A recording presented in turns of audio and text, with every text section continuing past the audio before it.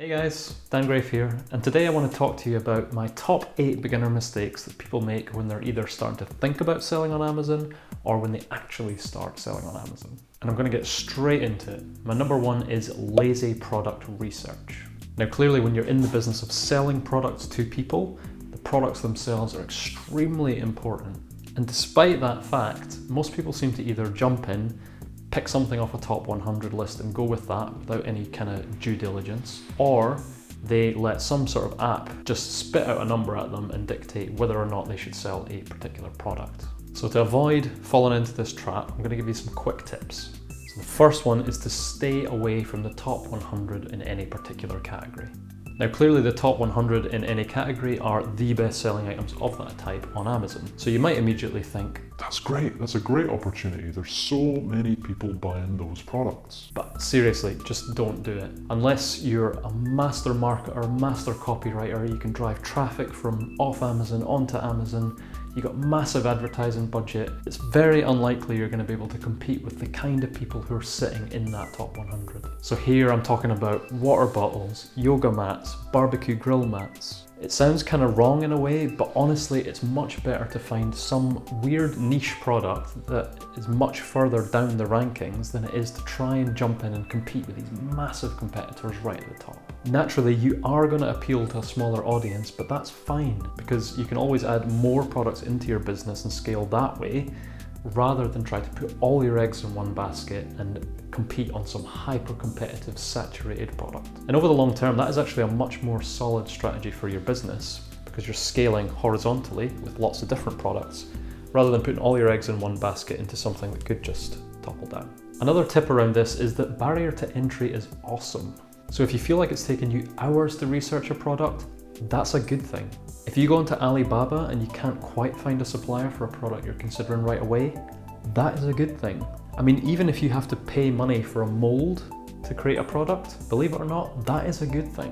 Why do I say that? Well, 99% of people who come onto Amazon and decide they want to sell a product just simply are not willing to push through those barriers when they come to them, and they just give up or they go on to something else. So by taking that step and pushing through those barriers, you're going to separate yourself and find products and markets that people just don't go into because they feel it's too much effort. So if you ever find yourself in a position where you've spent 5 minutes looking for a product and then you've found a supplier within 10 minutes on Alibaba, recognize that you're on the flip side of that equation. It's going to be very easy for someone else to come along and replicate what you've done, launch a very similar product, and therefore you've essentially got no barrier to entry for your new product. So don't take the easy way. Recognize barriers to entry and use them to your advantage. And the third point I'd make on this is don't make it too complicated. But Daniel, you just said to embrace barriers to entry.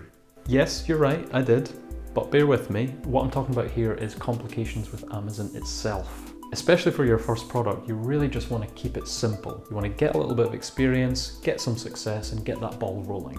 So definitely avoid any sort of creams or gels that you put on the skin, anything you ingest, any sort of chemicals or pesticides, or generally anything that comes in contact with food.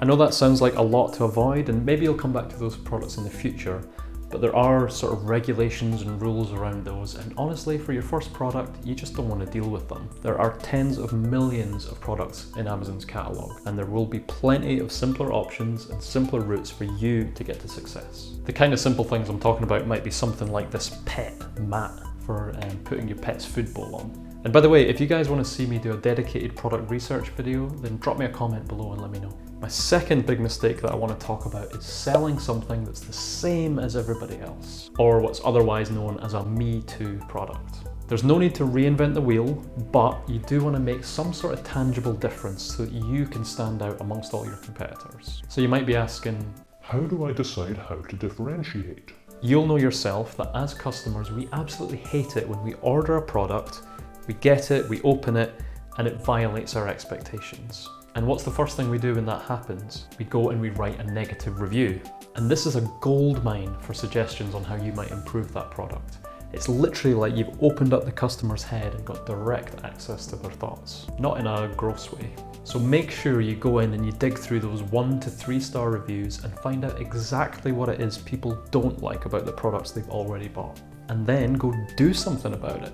find a supplier that can make some little tweaks just to make your product that little bit better. That could be something as simple as adding a strap or changing the material, something that'll make your product stand out and put you on the right track from the start. Point number 3 is not knowing your numbers. Amazon is an amazing platform for us to leverage as sellers. We can reach millions of customers every day, but it does come with its own set of costs. And before you go investing thousands of dollars in a product, you really want to make sure that the numbers work. You're actually going to make profit at the end of this thing. Because so many times you'll find what looks like the perfect product, but when you actually run the numbers, it just doesn't work. There are a lot of numbers to be aware of, so if you want me to do a dedicated video on a breakdown of all of that, then again, let me know below and I'll be happy to do that for you. At a very high level, you're obviously going to have the cost of the product itself, you're then going to have to ship it, store it somewhere, and then when you actually make a sale on Amazon, they are going to take a cut of that sale. Depending on where you're selling, you will also be liable for tax of some form, either VAT in the UK or sales tax in the US. And in the end, the net profit you make is going to be your sales price minus all of those costs together. And do bear in mind that there are other costs when you start. You're going to have to get a company set up. You're going to have to get an accountant involved. You're probably going to have to pay some PPC, like advertising costs when you launch your product. But those are either fixed one-time things or you can't directly attribute them to a sale, so you kind of have to account for those separately. The 4th point I want to come on to is people thinking too short-term. This is another really easy trap to fall into. No matter what product you end up bringing in, it's going to require a lot of time and effort up front to get it launched. And given that's the case, would you rather that product sold for a year, or would you rather it sold for 5 to 10 years? Of course, you'd rather it paid you for a long time. Passive income. Which is why I suggest that you really don't try to sell something that's too hot or too on trend. Here I'm thinking things like fidget spinners and hoverboards, because as you know, most trends come and go, much like my cat's attention span. So rather than trying to get in on a trend when it's probably much too late, instead try and go for a product that's a bit more established and it's got sales history for maybe a couple of years. That previous performance is a good indicator that it's going to continue to do the same sort of thing in the future. Also, apply the same kind of thinking when you're choosing your supplier as well. Let's say you find a great product, loads of demand, not enough supply, and you know you can come in and offer a great product. But then you go run the numbers and it's going to break even or maybe even lose a little money on the first order. Okay, that's not ideal, but try to think, what is the long-term picture here? What would the cost of your shipping be if you doubled the quantity? Or what cost price could your supplier give you if you ordered twice as much? Remember that you're trying to build something that's going to last for years. So even if you lose a little money on that initial order, if by scaling up a little you're going to make a decent profit on all your future orders, then that's still a good thing to invest in. So always try to think about longer term questions and figure out how your product looks when you project into the future. The 5th mistake I want to talk about is people treating this like a side hustle. Now, of course, the major attraction of having this sort of business is that we're able to detach ourselves from it to an extent and leverage other people's time and resources. And we're able to run that business from anywhere using only a laptop. But with this sort of easygoing nature and flexibility, it's tempting to start to try to treat the business a little less seriously than you would if you owned like a restaurant on the high street, for example. But please, for your own sake, don't think like that. Let's talk through an example. So let's imagine that your business is up and running, you're selling multiple products, they're selling really well, and you finally decide to pack in the day job and go full time with the Amazon thing. Now let's say one day a customer has an accident with one of your products. Maybe they cut themselves and they decide to sue you. And let's say until this point you've been using your personal bank card to pay suppliers, you've been running the Amazon account in your own name.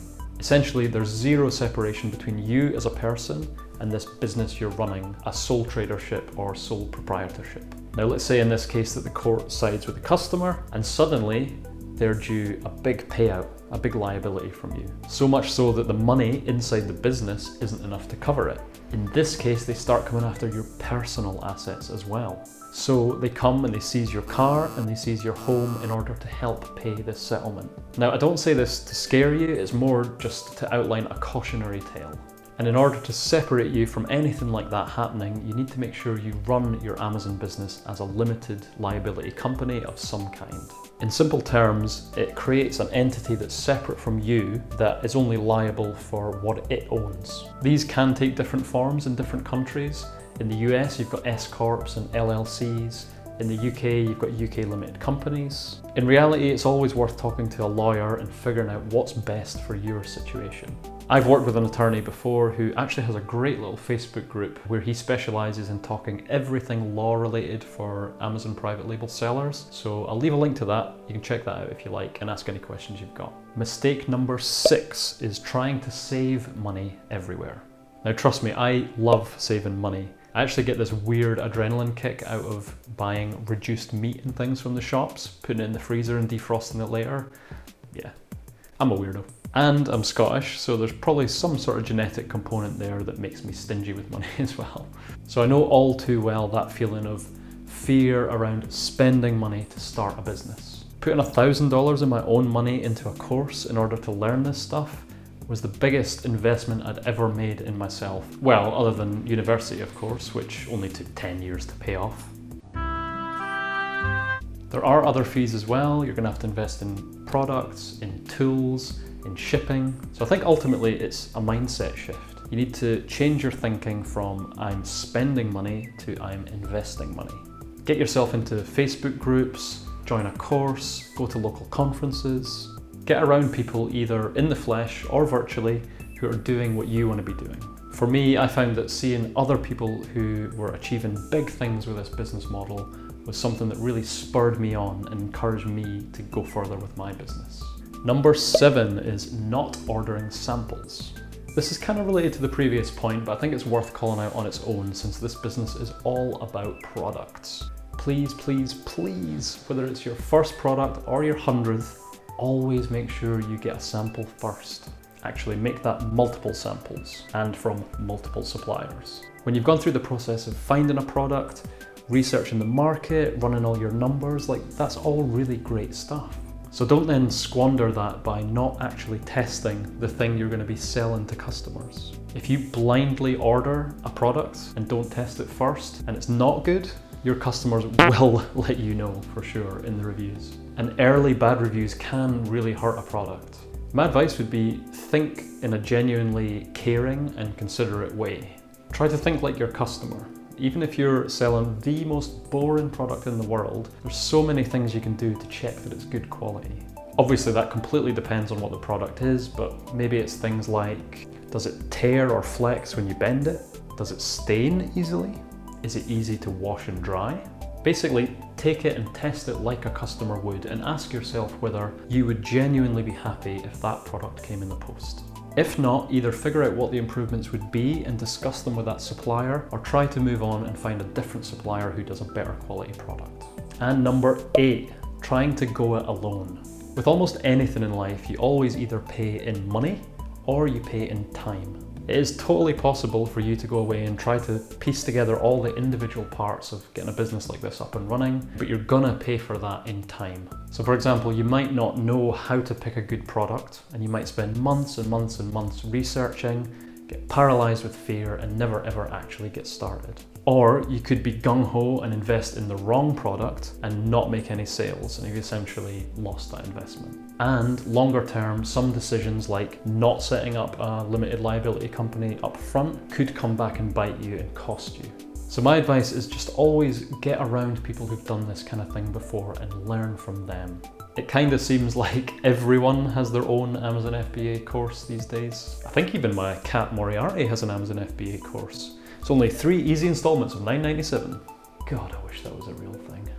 But seriously, I know it's hard to know who's legit, and it's scary putting down money on a course and putting your trust in someone. The only honest recommendation I can give is Marketplace Superheroes, who I've done a review of before. I've worked closely with them over the last 18 months and I've been really pleased with the results. I'll leave a link to the review I did below. You can check it out if you like. There is also a 30-day free trial of the course if you follow that link, so you can try it out for yourself and see if it's right for you. Whatever course you choose, I'm sure you'll end up in a community of like-minded people who are going for the same sort of goals, and that is really the key. And that's it, guys. That's my top 8 beginner mistakes. I hope you learned a lot. If you did enjoy the content, then please do leave a like. It really does help the channel out. And while you're down there, if you hit the subscribe and notification bell icons, you'll be notified every time I release a new video, helping you along your Amazon FBA journey. So until next time, take care.